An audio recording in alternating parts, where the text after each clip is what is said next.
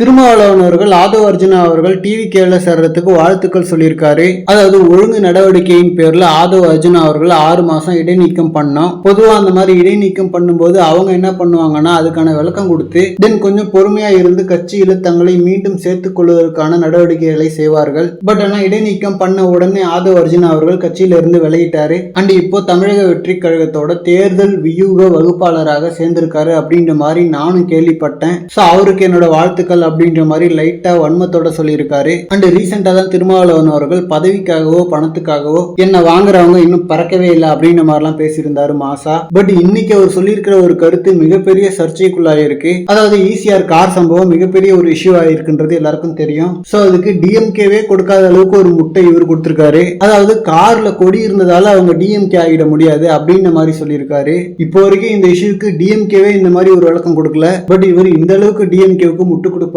சொல்லிட்டு யாருமே எதிர்பார்க்கல. சோசியல் மீடியால இவரோட கருத்தை போட்டு செம்ம அடி அடிச்சிட்டு இருக்காங்க. ஏன்னா அந்த இஷ்யூ எவ்வளவு பெருசா போயிட்டு இருக்கு. இன்னும் அந்த கார்ல போனவங்கள பிடிக்க கூட இல்ல. சோ கூட்டணி கட்சியா இருந்தாலும் அவங்கள உடனே பிடிக்க சொல்லி வலியுறுத்துவாரு அப்படின்ற மாதிரி பார்த்தா சம்பந்தமே இல்லாம விக்டிம்க்கு சப்போர்ட்டா நிக்காம இந்த ரணகலத்திலையும் டிஎம்கேவுக்கு முட்டு கொடுத்திருக்காரு. அண்ட் படங்கள்ல மட்டுமே பார்த்த ஒரு கிரைம் சீனை நேர்ல ஒருத்தவங்க பண்றாங்கன்னா அவங்களுக்கு பின்னாடி கண்டிப்பா ஒரு மிகப்பெரிய பொலிட்டிக்கல் பலம் இருக்கும். சோ கார்ல கொடி இருந்து கையும் களவுமா மாட்டினப்பவே இந்த மாதிரி முட்டு கொடுக்குறாங்கன்னா மற்ற டைம்லலாம் என்ன பண்ணுவாங்கன்னு சொல்லிட்டு நினைச்சே பார்க்க முடியல. ஆனா அந்த பொறுக்கி நாங்க வேற யார் காரையாவது எடுத்துட்டு வந்திருந்தா கூட எப்படியும் தெரிஞ்சவங்க காரை தான் எடுத்துட்டு வருவாங்க. ஸோ அவங்க ஏதோ டிஎம்கே சம்பந்தப்பட்டவங்க தான். ஸோ குற்றவாளிகளை பிடிச்சி விசாரிச்சுட்டு அதுக்கப்புறம் முட்டு கொடுத்தா கூட பரவாயில்ல, பிடிக்கிறதுக்கு முன்னாடியே டிஎம்கே இல்லைன்ற மாதிரி முட்டு கொடுக்குறாங்க.